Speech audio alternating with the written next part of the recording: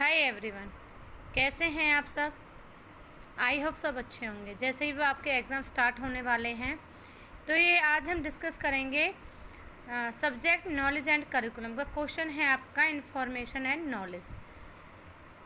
इसमें है आपका इंफॉर्मेशन सूचना एंड ज्ञान। सूचना का अर्थ पहले हम यहाँ पे लिखेंगे। सूचना शब्द को विभिन्न तरीक़ों से प्रयोग किया जाता है और जो सूचना शब्द दो शब्दों से मिलकर बना है, आंकड़ों और इन्फॉर्मेशन, बहुत ही उपयोग होता है जो आपस में संबंधित हैं एक दूसरे से। जानकारी लैटिन भाषा के शब्द इन्फॉर्मेयर से लिया गया है जिसका अर्थ है सूचना देना या किसी को निर्देश देना।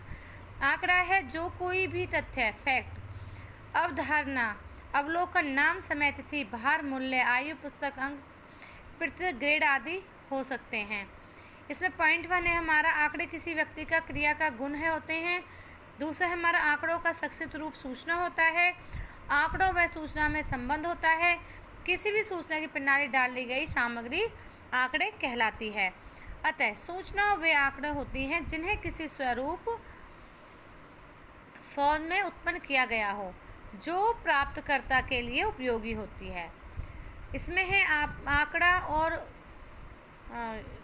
सूचना वे आंकड़े हैं जिन्हों को निर्णय के लिए प्रयुक्त किया जाता है। ज्ञान है, एक है नॉलेज और दूसरा हमारे इन्फॉर्मेशन। इससे कुछ पॉइंट्स हैं यहाँ पे मैंने लिखे हुए अलग अलग, ये यहाँ से आप लिख सकते हो। ज्ञान एक व्यापक अवधारणा है। सूचना की अवधारणा इतनी व्यापक नहीं है। दूसरा हमारा, ज्ञान मात्र आंकड़ों या तथ्य नहीं है। सूचना केवल आंकड़े या तथ्य होते हैं। ज्ञान प्राप्ति के लिए शिक्षित होना आवश्यक है। सूचना प्राप्ति के लिए शिक्षित होना आवश्यक नहीं है, क्योंकि जो ज्ञान है उसमें हमारा शिक्षित होना आवश्यक है और सूचना तो हम कहीं से प्राप्त करते हैं उसमें शिक्षित होना आवश्यक नहीं है।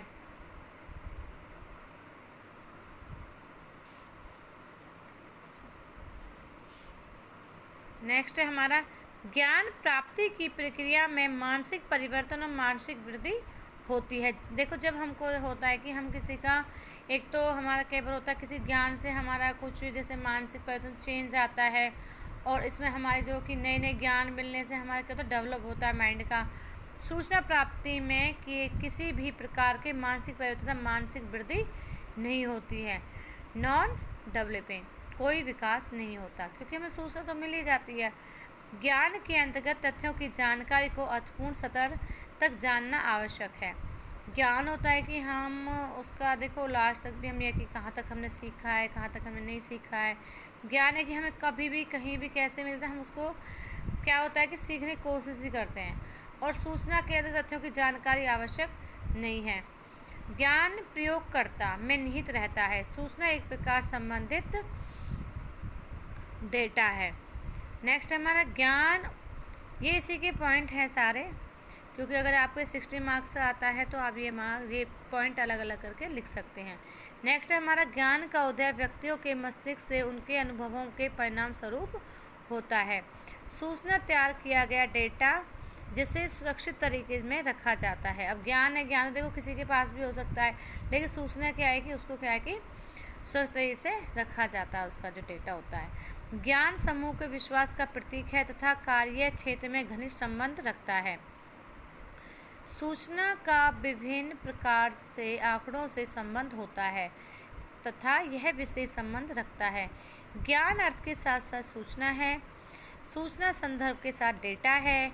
ज्ञान सूचना के प्रभाव के परिणाम स्वरूप स्वतंत्र प्राप्त होता है। सूचना संदेशों के प्रभाव के परिणाम स्वरूप प्राप्त होती है। ज्ञान प्राप्ति हेतु हमें संज्ञानात्मक एवं विश्लेषणात्मक योग्यता की आवश्यकता होती है।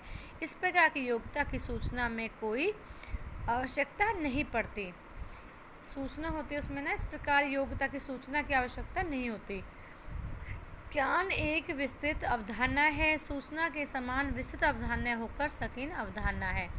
अब ये क्या है कि आप इसमें अपना नीचे कंक्लूजन निष्कर्ष लिख सकते हैं। आई होप आपको ये वीडियो अच्छी लगी होगी। ये नोट्स आपको इसलिए थोड़ा सा अजीब लगेगा क्योंकि ये कुछ पॉइंट्स मैंने गाइड के अंदर ही मैंने पेस्ट कर दिए थे, जहाँ पे हमारा सूचना और ज्ञान का चैप्टर था। आप मेरी वीडियो को ज़्यादा से ज़्यादा शेयर करें, सब्सक्राइब करें। आई होप आपको वीडियो ज़्यादा हेल्प होगी आपके लिए। और आप कमेंट करके मेरे को बता सकते हो कि आपको वीडियो और किस क्वेश्चन पे चाहिए। थैंक्स।